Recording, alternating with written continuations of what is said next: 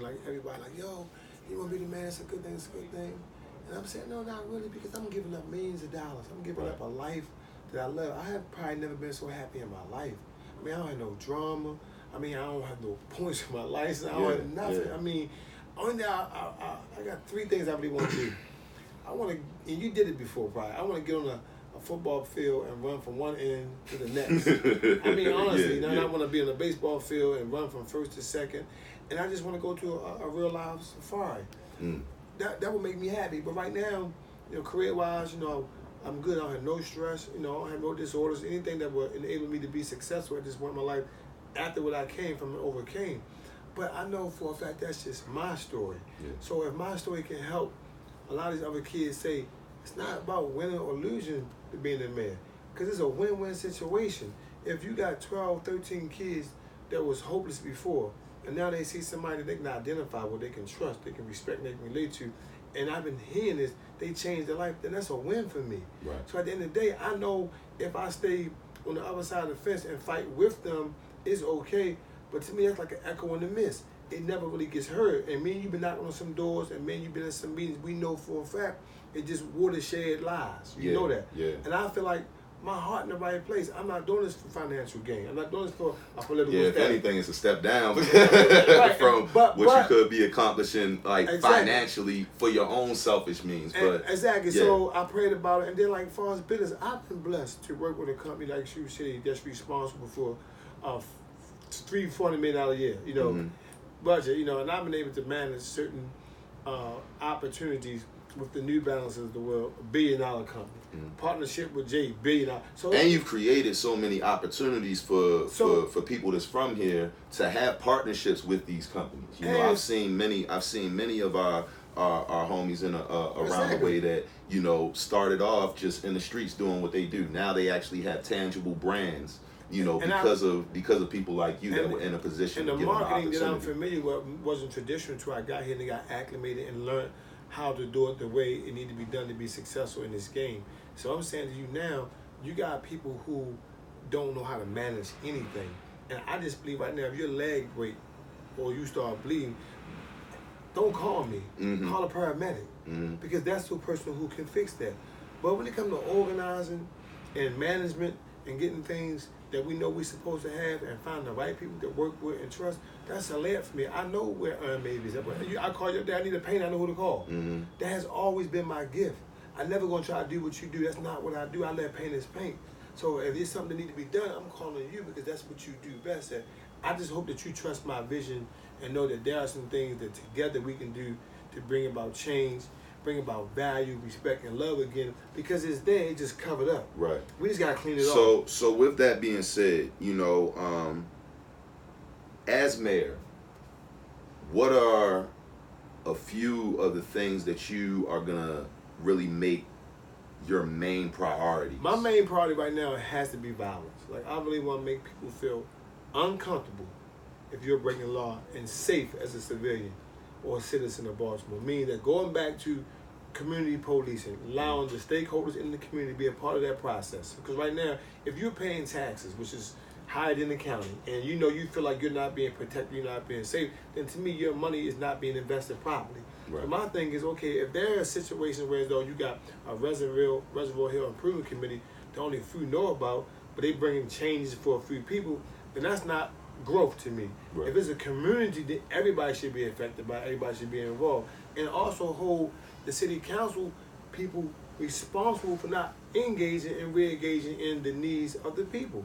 Prime example. So you understand that specifically with something like safety and violence, like it's such an all-encompassing issue. You know what I'm saying? Like, in order for example, in order to really address the issue of safety, the issue of the violence, we have to address the root issues of what really creates it. See, I can tell you that if you haven't lived and been a part of it, then you can say for sake of argument or conversation that is the root of it. I can tell you that when I broke the law, that it wasn't because of economics. I had an addicted personality. I wanted what I saw. Some guys don't have to break the law. And then you got those who are at risk and risking everything. They two categories of people. You can't give both of them the same symptoms and the same antidote. Yeah, I'm not saying it's a be all end all, but yeah, I'm saying. So right now, if you look at, okay, let's focus on Pennsylvania Avenue. Okay. Now I'm saying they don't have the same crime problem as Bolton Hill.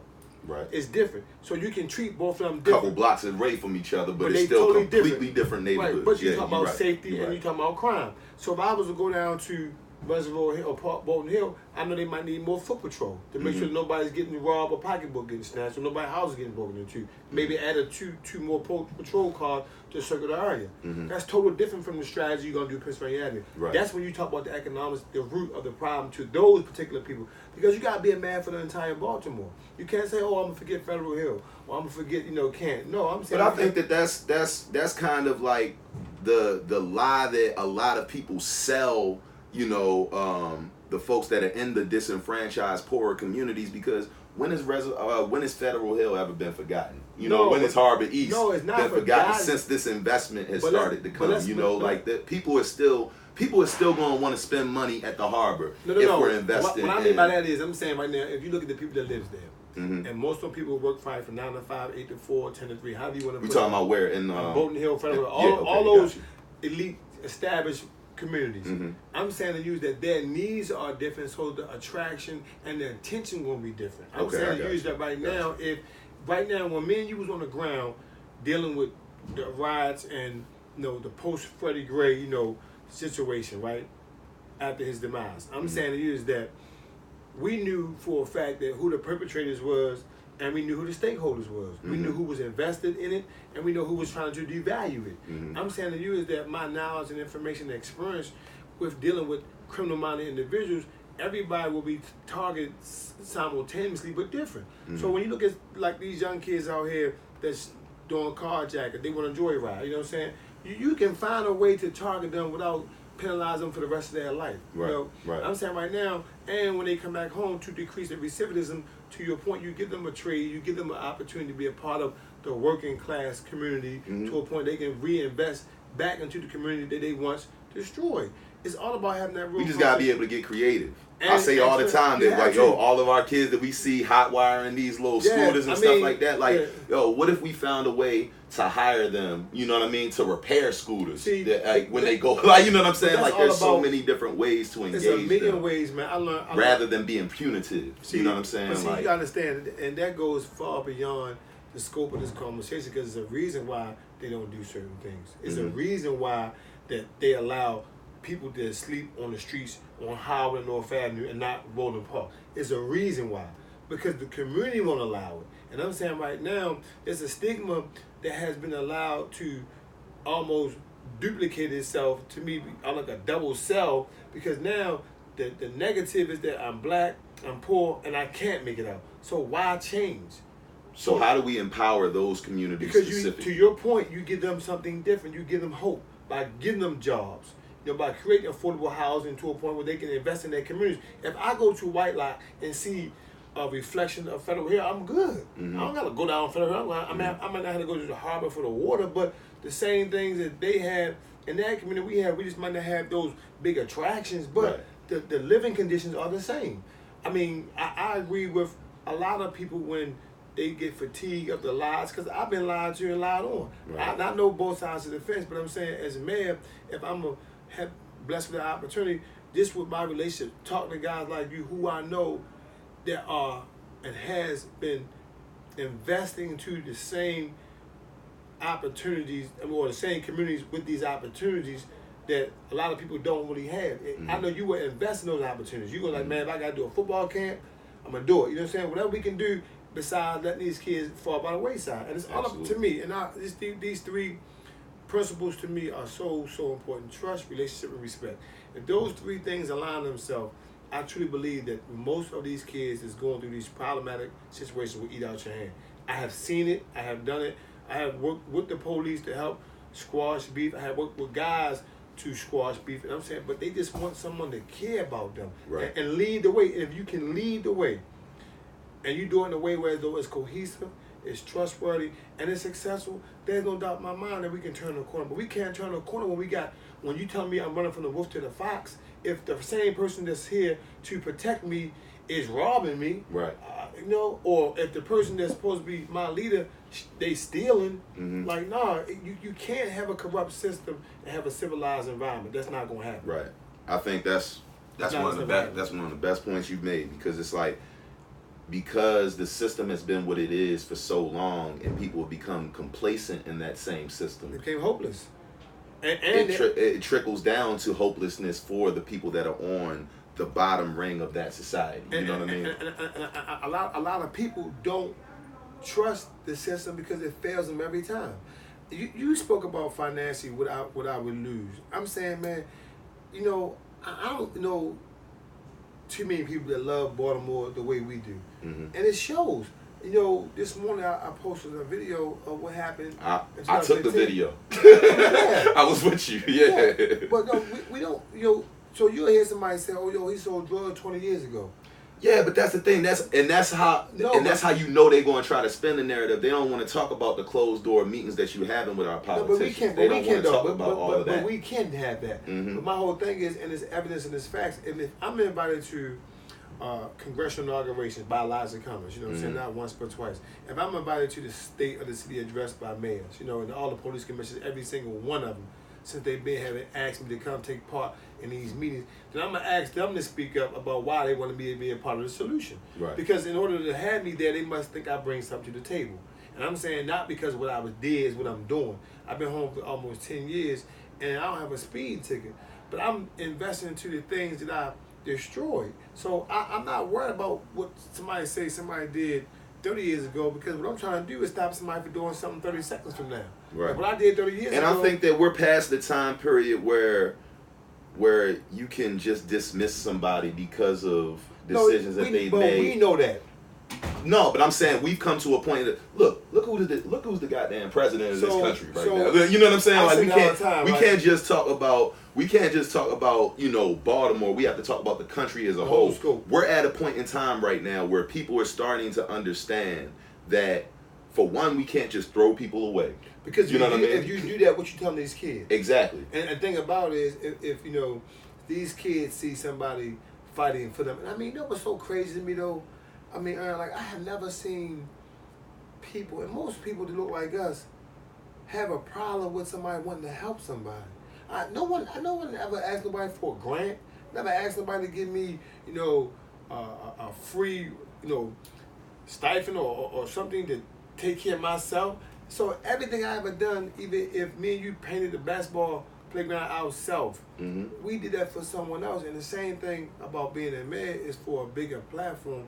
And God working in mysterious ways. You know, I woke up one morning ready to move to LA. The next morning my son cried. I said, "Dad, you can't leave Baltimore." I said, I'm gonna do my best to save it. I could have went and said, you know what, I want to help my district. But my love is for the city. Right. You know, my love ain't for 21217. You know, just 21217. It's for the entire city, because of my relationship, my rapport with guys on Monument Street, with guys up Park Heights. Right. They gonna do the same things that I went through, and if I can help them, I will, and I want to. But I'm not discouraged at all. This is fun to me, because I'm doing something that I love to do, which is serve. And like I said before, win, lose, or draw, if I save lives and motivate people to do more than what they was doing and stop doing things I used to do, I'm all right with that. So we're right now, 2019. What's your opinion of the state of Baltimore right now? Right now, we're in crisis mode. Right now, we at an all-time low. We hopeless and we desensitized. And I don't think too many of us are looking forward to our future because they don't see it. So right now, they just content or comfortable living day by day, hoping the change is going to come. And you said it the other day, politicians ain't going to come save us. Right. But when you got people that's not traditional and they're not recycling the same ideas and same ideologies and same philosophies, hope is on the way. We definitely do need an infusion of new ideology, new thought processes, new ways of doing things. You know, doing Einstein's clinical definition of insanity is doing things the same way and expecting different results. You know, so, and we've been doing that for so long that we're at the point, as I said before, you know, we need people in office You know what I mean? That have been incarcerated before. That love them. We need people in office that have been in the streets before. We need people in office that have lived the lifestyles that aren't privileged. You know what I mean? Because at the end of the day, those people are who are going to introduce the ideas that are transformative. And I like to be very transparent. You know, you can't say, well, okay, majority of people that, you know, we are predominantly black city. So I know everybody black didn't go to prison. I know everybody black didn't grow up without a father. I know everybody black mother didn't die from AIDS. I understand that. However, when you speak about what we need, I think statistically, doing the things that we have done hasn't worked. I'm not here to talk bad about nobody. I have a wonderful relationship with the former mayors and the present mayor.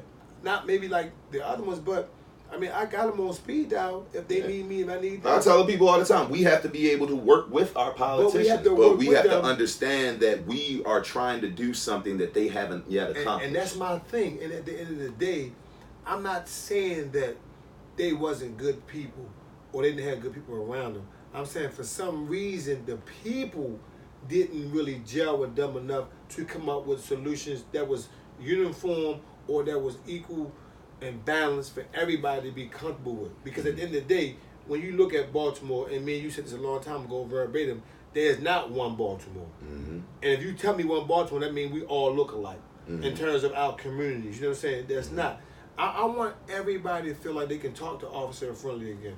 I want him to be able to walk around and say, you know what, man, here's a job application and not a citation. You know, they're hiring right now. Okay, Mr. I appreciate you, man. You know, if you need me, I'm here. I don't want nobody to be fearful and feel threatened by people that they think, you know, is coming to bring them harm, that we paying to be out here on our city streets. Absolutely. Because at the end of the day, when you know I can't go back in time and change things whereas though the community raised kids, because now, like you said, it's a lot of problematic situations that's in the inner city that makes kids run away. Why people want to go to the Woodlawn, the Randallstowns, the Columbias, because they want a better life. I mean, you know, I think, you know, with the will of the people and making sure the leader is of the people. You got to know before he or she go. We can't keep voting for complexion no more. Absolutely. And I think all kinfolk ain't kinfolk, bro. Like, and I'm saying, like to say right now, you know, my philosophies and my ideology is based on my experience. And I know for a fact that as a young black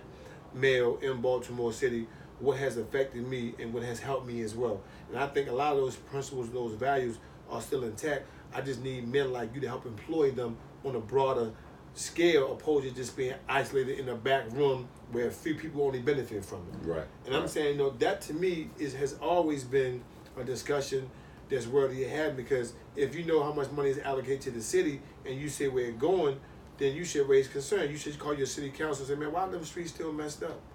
I mean, y'all got money for that stuff. You know I think that that's also a really powerful opportunity that you have as well at this time. You know, we're living through a time period where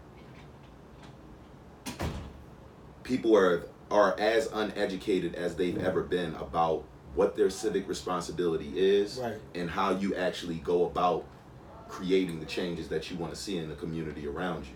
And I think that a lot of that reason for that has been because we have had so little faith in our elected officials, where people just felt like, yo, my vote is not going to matter. If I can reach out to City Hall or to my council member, but they ain't going to do anything. Nah, like, we're living through a time period right now where we can't afford to have that kind of apathy anymore. We have to be involved in the process of saving us. If we know that nobody's coming to save us, then that means we have to do what's necessary to hold these bammers accountable. I can tell you, man, that it's you know, we gonna have a Robert Mueller in every community. I'm telling you why I say that, because right now, if we establish community divisions, right, that's able to be very transparent, right, and hold the city council person responsible for doing things that should be a mandate. Going to these meetings, okay, what is happening on Brookfield? What's happening on Lakeview? And build that rapport and that relationship back up to a point where as though the stakeholders are involved in making sure that their city council person knows what's going on.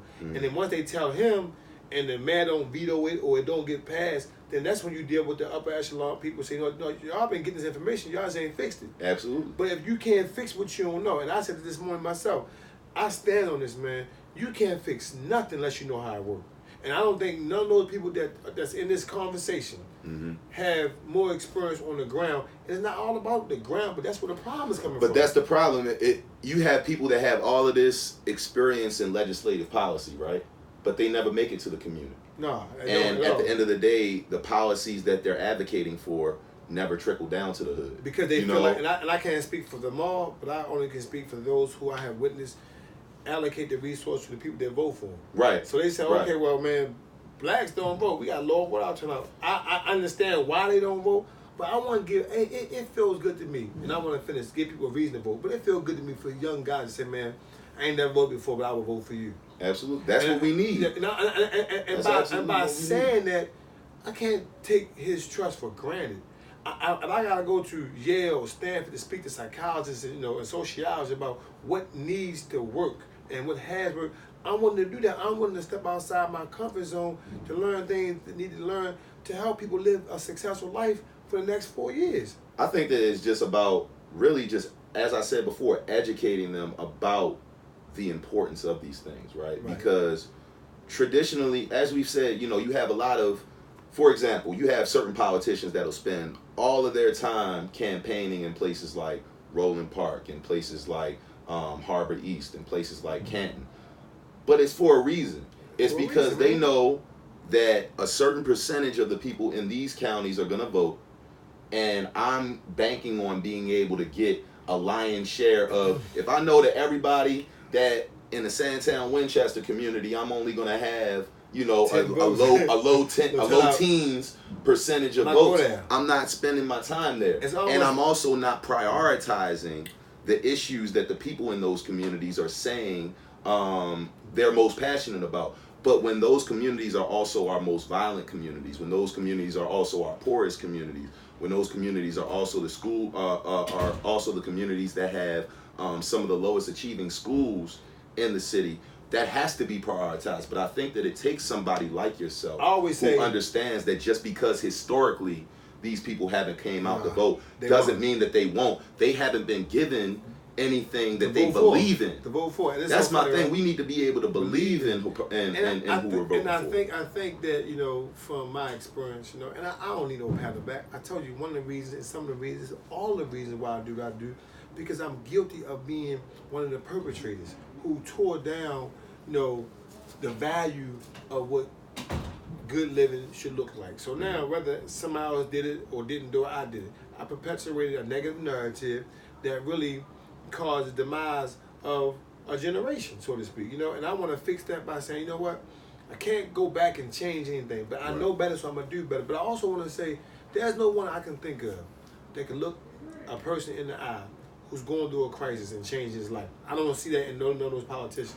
I don't see it in none of them, because I don't think they understand how it feels. And I'm not talking about male, because God make you a male. You got to make yourself a man. I'm not challenging nobody's manhood. I'm just saying, to me, the responsibility that I have been levied with is one in which I take serious into heart, and I just pray, given the opportunities to work with good people who are like-minded. If I call you in my office, it's time to go to work. Absolutely. I ain't gonna have no problem rolling my sleeves up saying, man, let's go and fix not only White Line Playground, let's do the same thing in Harlem Park. Let's get these people to come and invest in our city, the people that believe in me, because what's happening is, the reason why people don't come and do things in Baltimore, they don't have no relationships. I mean, right now, I can say, well, we're going to do art battles in Baltimore.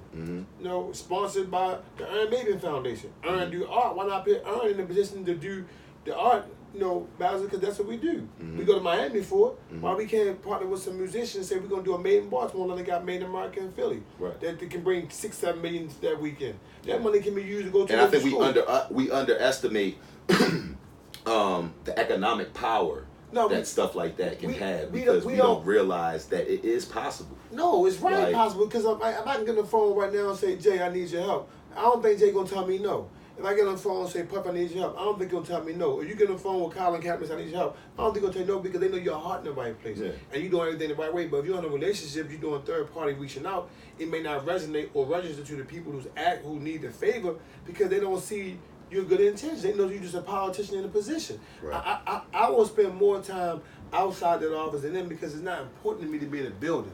I want to be in the ground. I love to see old ex-junkies. You know what I'm saying? Mm-hmm. I need to see people that used to be homeless. Like, I ain't even going to use names, but those are some of my proudest moments. Like, people that we know. Remember. You know exactly who I'm talking about, probably. Because if you look at him now, like, yo, he's doing amazing. But guess what? And, like, I remember the day that he told me that he OD'd and almost killed himself. You know what I'm saying? And like, that's the thing. If you're not in the trenches like that, you don't have proximity to those type of stories. You don't see the transformative power of serving people and really giving of yourself in a way that actually changes somebody's life. Like, even going to the high schools, man, and seeing how hopeful these kids is, you know, being a keynote speaker, telling your story. And one of the things I want to, reiterate is that earlier we spoke about my past, but that's why I'm doing it, so their future can be safe. Because if not, if we don't know what Harriet Tubman or Martin Luther King or nobody done for us, then we don't know where we're going. We use our history to better our past in the history to help us with the future. Absolutely. Because if we don't use it, then it's a long forgotten myth at this point. You know what I'm saying? I'm just hopeful, man, that I can be able to get the opportunity to partner with the right people who believe in Baltimore, who want to see it flourish, who want to see it grow, and not just be no daggone moment. Continue with the movement. Absolutely. And pass the torch wherever is needed, and light the flame wherever it needs to be lit. Because if you don't do it, we got a lot of tanks in Baltimore. Absolutely. You know what I'm saying? We just got to give them the platform and invest in those guys so they can feel hopeful. And they don't see hope. To your point earlier, that's why they sit in those communities and say, you know what, I'm good. That's why I'm teaching. That's why I'm teaching in elementary school right now. You know what I mean? Like, I need kids to be exposed to what success can look like at an early age, and actually be able to be around an educator that's going to get them excited about coming to school every day. You know, we've allowed our schools to deteriorate to the point where our kids are coming every day just because a lot of times, like, some of the kids, that's the only time that they're eating when they're at school. But the entire time that they're there, they're miserable because the buildings themselves are unsafe. You know, you're dealing with freezing cold temperatures in the wintertime and boiling hot temperatures in the summertime. You got rodents and stuff running through there. You got, 10, 15-year-old textbooks and see, that affects me, because I look at other school systems across the country, even across the state. As I say, you go to Howard County. Go to Howard County, go to Montgomery County, go to Carroll County. You don't see that. So, and my thing is, though, and that's why I say sometimes, not to take a page or a chapter or something out of his book. When Trump first said you got to drain the swamp, I understand why sometimes that's necessary. Because I'm saying, how can a teacher work in that environment, not be compensated, and given the opportunity to help these kids, but don't be afforded the equipment? Mm-hmm. Like, so my whole thing is, it's almost like saying you're going to war. They're going to make sure they got tanks. They're going to make sure they got helmets and body armor, right? They sending our educators in there with slingshots when the enemy got AK-47s. Yeah, so I'm like, and then they're expecting to be mama and pop. It's not realistic. And I think a lot of these kids deserve and should have a proper. And regardless of the fact that they want teachers to be parents and babysitters as well, my biggest issue with all of this is, in spite of the deficiencies, which can't be questioned. Right. It's not even close. Right, yeah, like, you can't even give me an argument that makes a point that we're not operating at a deficiency from an educational standpoint. But my problem with that is, in spite of the fact that we don't have the resources, we don't have the opportunity to actually pay our educators what they deserve, the kids are being educated in unsafe environments. In spite of all of those things, they're still measured by the exact same standard that the kids out in these spaces that have everything are. Yep. The kids that have a computer for every kid in every class, they're measured by the same standard that the kids that have one computer in a classroom full of 35, 40 people, and then you expect and a computer barely works. But you expect them to compete. Exactly. Then you wonder why, when they fail and they don't succeed, you blame it like, on the parent. Okay, at some point we gotta look at the system and look at the conditions that these kids are in. And to your point, even last year when you was trying to find ways to make sure the school system had heat, and like I tell you all the time, no other people will be in those conditions. You know what I'm saying? Right. So that's why every time somebody says something, I don't argue about it. I listen, and I want to come up with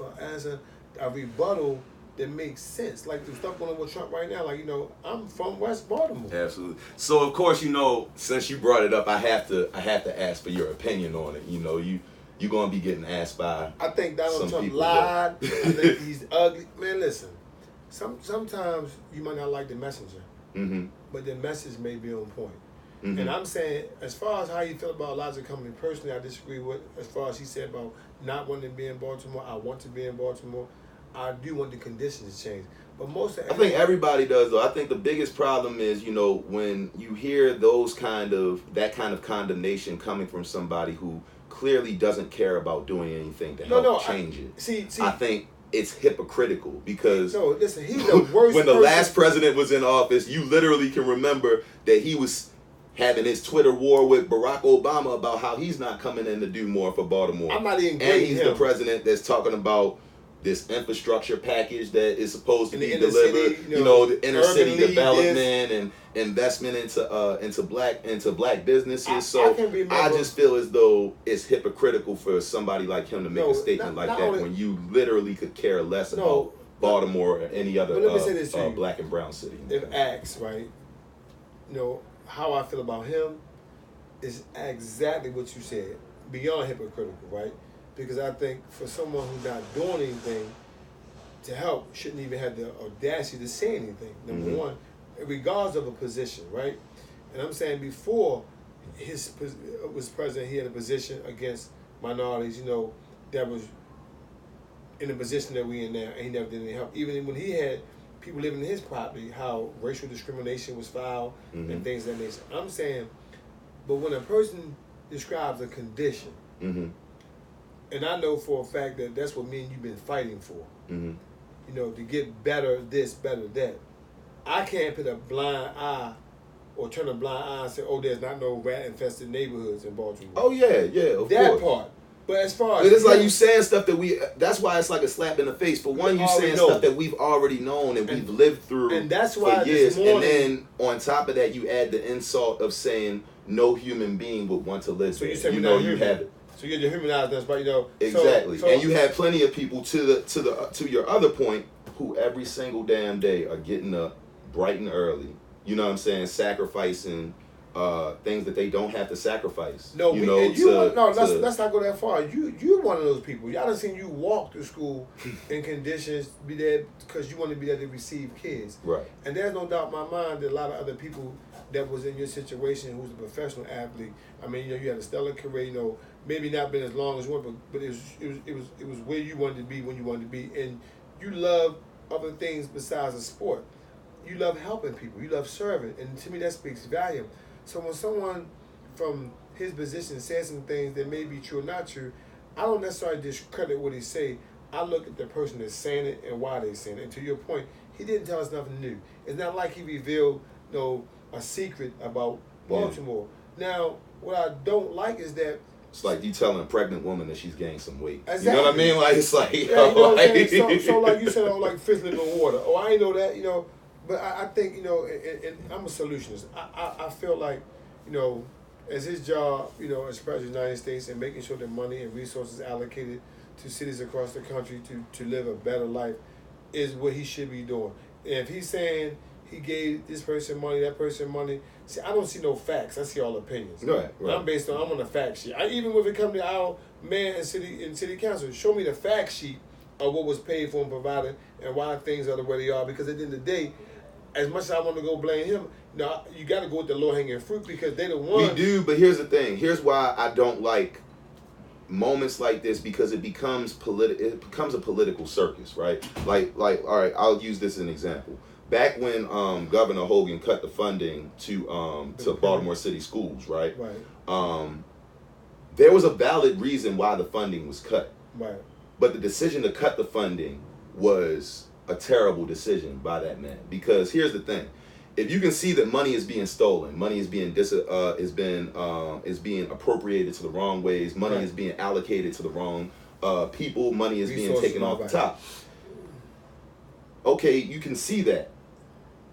why isn't your next thought to develop some kind of oversight committee that figures out where this money disappeared at? Exactly. Let's run some audits, and people need to go to jail. See, my whole thing But rather than you deciding to do what can actually fix the problem, which is figure out where the money is disappearing to and how we can rectify the situation, your recourse is to cut the funding. See, Mark, I think you're too smart to think that they don't know where the money went at. Oh, of course, but that's what I'm saying. Like, we've done business as usual for so long that people are comfortable with the ones that are stealing. And see, people are comfortable with the people that are misappropriating. Right, because the word crew comes into effect when you're working with the same crew, you probably get the same results.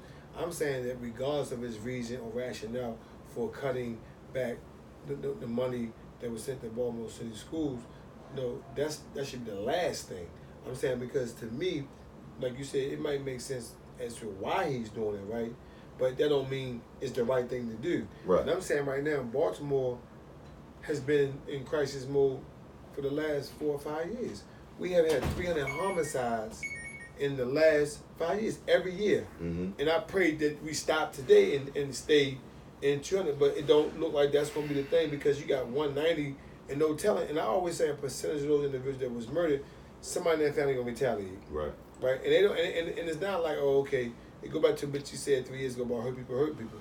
I just feel like right now what Trump said, the description of Baltimore wasn't false, but his narrative to me and his reason behind it was insane, because a person of that at that level should always be trying to influence and encourage positivity and try to help invest into the cities that he complained about. And that's my thing. It's like, even if we talking about at a local level, when things go down with the schools, you'll see me out there speaking about what happens in the schools. But you're not going to see me out here just talking without action. No.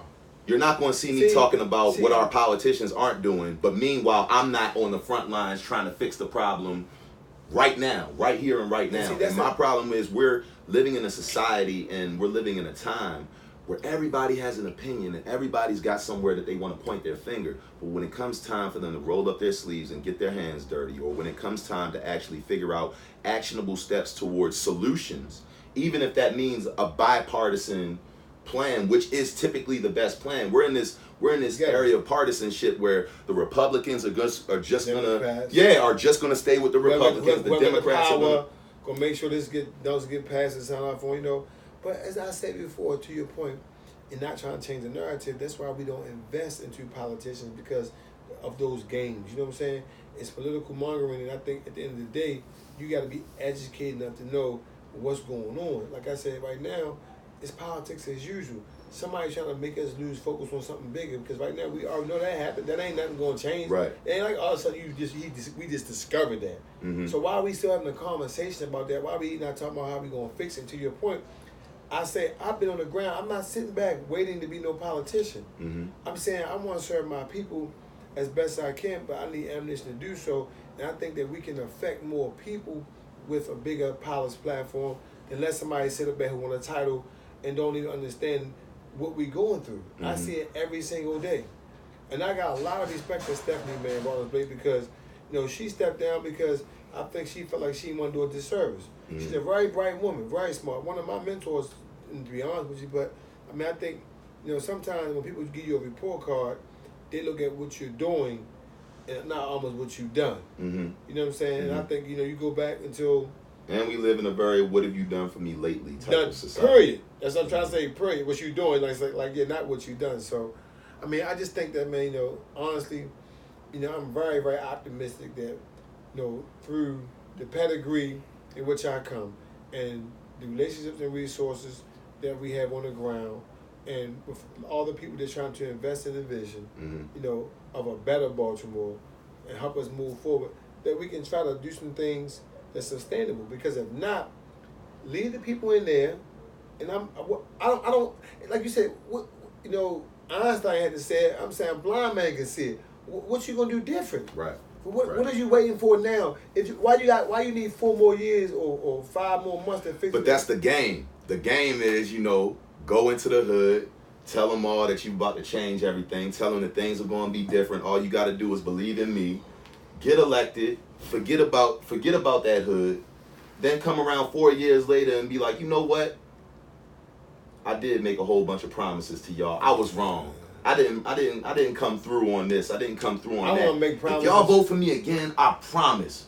Y'all are always going to have an open line to me. And we've been so gullible in the past that we gone right back and elected the same people again. Because of education and comfortability. When we go to the polls, we are voting for people that we are so accustomed to voting for, not even knowing what they did or didn't do for us the last time. Right. People go to the voting booth, they see somebody's name, and he is a familiar person. They're going to choose him before they choose somebody not familiar with.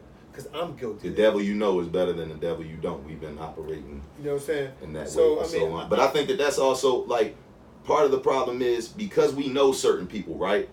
We don't even open up ourselves to the idea of learning about, new candidates and learning about, it's almost like, all right, this person hasn't necessarily been great for us, but, at least when I call, they answer. But you realize how low of a standard that is? Like, what I mean? For somebody that's supposed to represent you? I hate to say it, right? But, whether it be community activism, whether it be, me getting acclimated, within this department to help manage and do give backs, on a grassroots level. If you take me to one of those neighborhoods that a lot of people that doesn't look like me or know my story, they wouldn't give me a chance if I didn't have a background. Right. And I understand that. So my whole thing is, but y'all comfortable with a broken record, right? Mm-hmm. Then, trying a new one. You know what I'm saying? Right. Because if it break you, you can't be no worse off. Right. you're not, it's like, oh, okay, open the floodgates and let all the homeboys, and that ain't gonna happen because that's what you got to sit in council for. Mm-hmm. All right, so I got 3 more questions. Okay. Coming down the home stretch now. And this is kind of like touching on something that we touched on before, but I just wanted to really be very specific about this because for a lot of people in the city right now, like you said, we're in a crisis mode and a lot of people are hurting. We've just recently lost G, Baltimore legend, you know what I'm saying? Rest in peace, G Songs. We've lost Dev, celebrity cuts by Dev, young brother that was entrepreneur, that was really building and doing some amazing things here in the city. You've had attempts on the lives of certain people that are major figures in our community. It seems like, to me, the crazy thing is, it seems like it used to be a time where, not that violence was accepted, but when you heard that something happened to somebody, based on the type of person that they were, you could rationalize it. This person's out in the streets, this person's doing this person's doing that. Yeah. We're at a point now where it almost seems like the best among us are the ones that are being targeted. How do you, because we're all about solutions and we're all about figuring out how we actually address these things in a tangible way that's actually going to lead to some kind of change. Like, how do you change something like that? Because we're at a point where really the examples that we're talking about, right, the people that we need to be putting up on a pedestal of, this is how you should behave, not just as a citizen, but as a father, as a man, as, a son of the city, these are people that we should be celebrating, but they're literally being targeted, See, as if. I guess the word targeted is what's to me a little different, Mm-hmm. Because a lot of these people are involved and engaged in activities that we have no knowledge of, and then that could be true, but still, it's like. No, I'm only speaking about certain instances. Mm-hmm. There are certain instances where, as though, when you walk a thin line, and you are now crossing over and doing things that other people won't accept. So, like I'm saying, scenario: if I work for Pepsi, mm-hmm, I drive the truck, and then all of a sudden I want to get out my truck and go to a crap game. That's a different, mm-hmm, set of rules. And these guys over in this crap game are not thinking like a Pepsi employee. Right. So I'm saying it might be small to him, but it might be everything to the guys in the crap game. Mm-hmm. And I'm telling you is that when you make poor decisions and things happen, I don't want to say they are being targeted, because I think sometimes, for me to be naive, to say it's a group of people walking around here just shooting innocent people. I'm not even just talking about from a violent standpoint though. Like if you look at because that's the furthest end of the spectrum, right? But let's just take your average day-to-day goings on in the community, and all of that kind of stuff. You'll hear a name of somebody who's doing some great things, you know what I'm saying? And you might have, 5, 6, 7 people that are like, you know, I love this guy. This person inspires me. This person, but you got 3 that can't stand this person. Yeah. Can't even tell you why. But just, I don't feel like they should be that popping. I don't feel like that people should love them the way that they do. You know what I mean? Like, it happens to me a lot, and which is why sometimes I try to get in front of people to not only tell my own story, but educate them on what real love is about. Because if you're hating on someone and you wishing on their demise, there's something really wrong with you. Yeah. And it could be deep rooted, and a lot of women or men who don't want to accept that most likely continue to perpetuate it. Mm-hmm. And then it becomes so whether aggressive or contagious that everyone starts to think like he or she. I feel like even in Baltimore, in a time where no one has all the answers or no one has everything going on, it's still that low percentage of people who not gonna like you no matter what. Mm-hmm. Just not. I mean, you think about great as LeBron is, he got more haters than he got lovers because he great, right? You got guys that never made it, but people want to make it because they love him, you know. Mm-hmm. And you can be a hometown hero, but you still gonna have some people, man, that's praying for your downfall. In the words of the great bigot. Why? I don't know. I never been like that. I just know. I just feel like you know, a lot of things that people do and say is based on something that's going on with them. Well, I think that's because, you know, people like me and yourself, you know, we operate pretty much all the time from a standpoint and a basis of love. Right. You know what I mean? Like every single time I see you, I tell you I love you. You know, because we don't know. Like, we live in a place in a time where we don't know I don't know if I'm gonna see you again. And I done buried too many of my homies where the last time we seen each other, we just took for granted that we would be around each other again. You know what I mean? I told somebody this morning. I said, you know, it's just some things, you know, that I,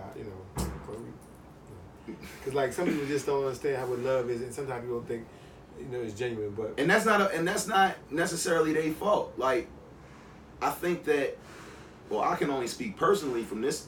I'm just now as a grown man learning how to receive love. Right.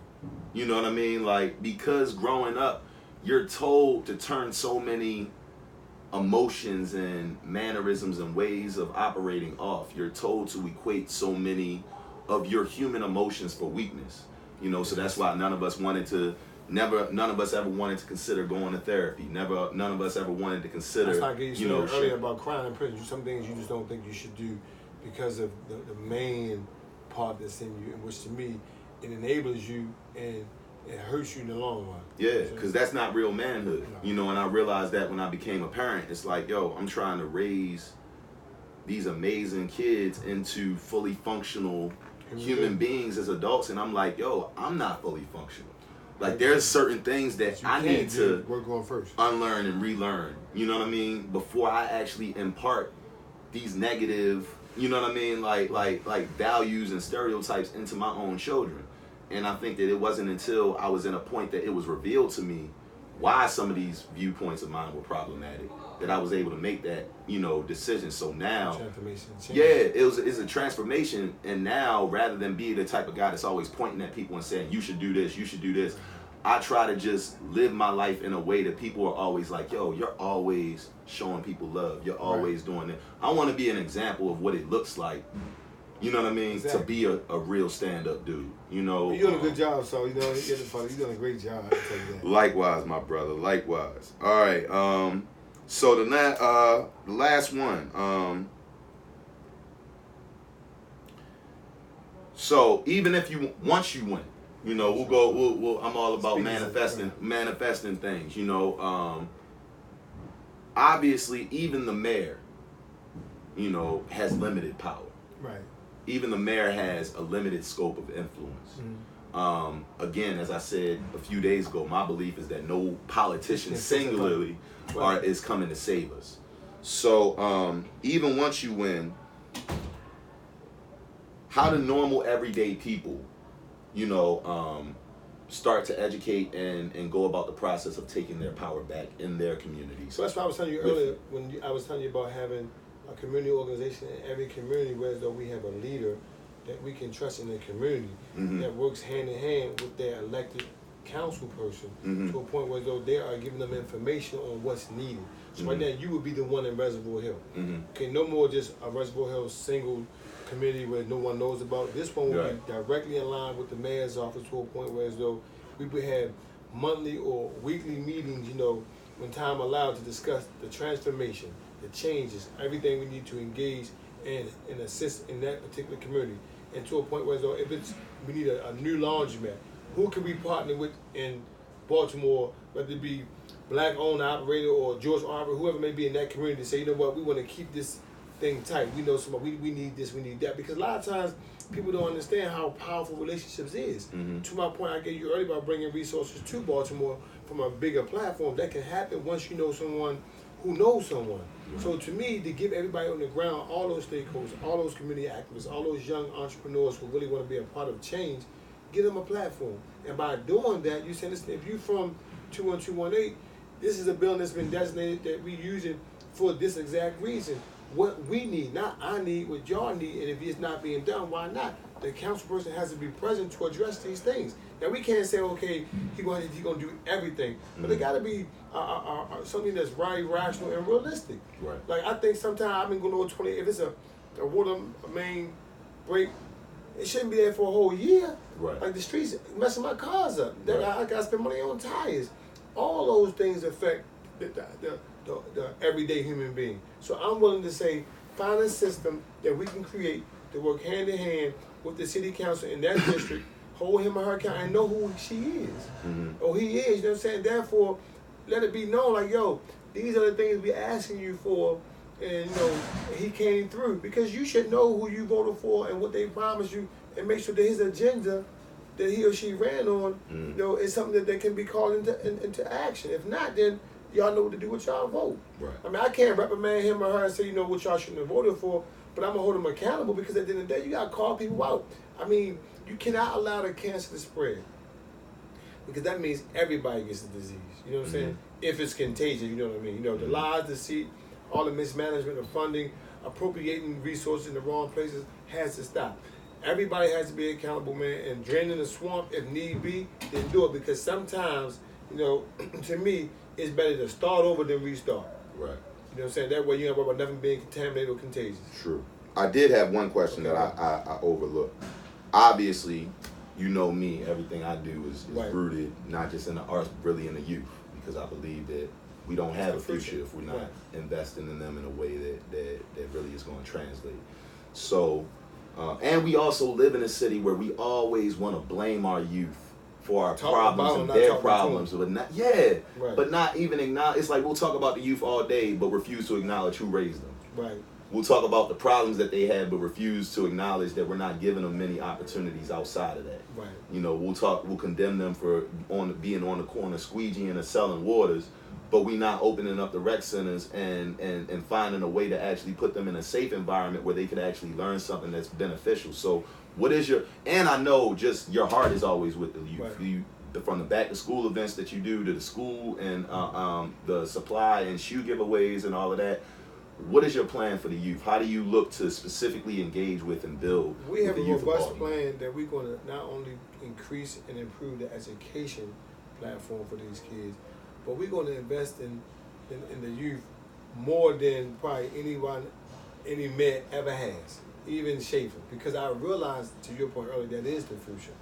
So you don't have to wait till they get old to hold them accountable, because now you are only investing what the future will be like, right? I'm saying, so with not trying to say, oh, well, we're going to bring back recreation centers and blah, blah. I don't want to basketball them by the death. Yeah, that's what I'm saying. It's like, it sounds cute when you talk about opening up all the recreational centers, but what does that really look like? What kind of programming is going to be going on in these recreational centers? Yeah, so my thing is, I want to give learning centers a chance and incorporate that, whereas though a kid, if he's in high school, and he has a particular trade, you know what I'm saying, then he can find a way to get into this program to not only elevate the skill set, you know what I'm saying, but give him like some internship, to work towards their goal. You know, even if it's police programs in the school, so they won't stop alienating what it's like to be a police and be ashamed to say, I'm fighting crime. You know, so many different programs, whether it be, you know, I spoke earlier on music, engineering, electrician, just education in general, but more importantly, allowing these kids to have fun. And then the community component, like when they leave school, give things that they can do in their community, they can enrich their lives. You know what I'm saying? And I think that just investing in, certain organizations and people that are already there, we got. That's the thing about Baltimore. We got so many amazing, dope people. That was my next part I'm saying, but I'm talking about as in the youth in general. But then partnering with people who already been doing things, who just need that program put on steroids. Right. You know like I think about the Brittany Youngs of the world who got B360 that teaches All kids how to use dirt bike life and culture. I see her and Chino doing something amazing together. I see Do More, Be More. You know what I'm saying?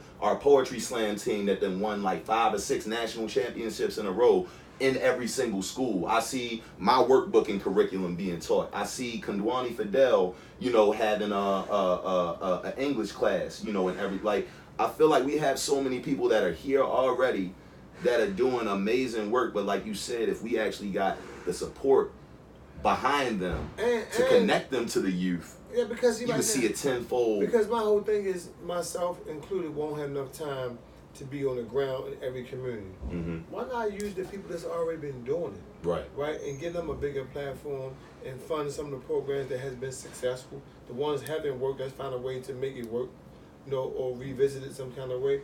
But put them programs on steroids because they work for me. Mm-hmm. I don't want a basketball kid to death. Because I know for a fact now with technology, it has in the front, that's in the driver's seat right now, these kids are more educated than we give them credit for. They learn so much now that me and you can't even compete to what we did when we came out. Right. We had to go get an encyclopedia to find out what channel it is. Yeah, the Botanica.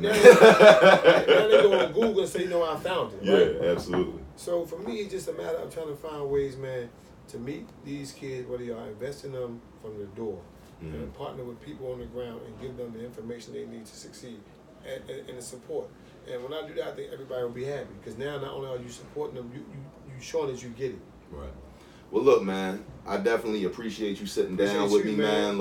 It's been a great conversation. I think that we definitely touched on some things that the people are going to want to hear. And I'm an open book, man. You are, but a lot of times. I'm saying to you, I'm thankful that you was able to ask me questions that a lot of people are not familiar with because people think it's just we going for a popular vote. I really care and I love the city, man. I think that, if given the opportunity to partner with some people that's already been doing some wonderful things, change the narrative, create some hope, stabilize, the economy and create affordable housing, decrease the crime at an all-time high where these kids now have something else to do and somewhere else to go instead of shoot at and kill each other and be hopeful. And right now we did it when we had Obama. I can't tie his shoestrings, right? Mm-hmm. But I feel the same hope right now that people felt when they was getting that first black president. Absolutely. Our first real man that came from where they come from, who not only understand and cares and love, but I'm willing to say, man, it's not going to be easy, but with the help of people,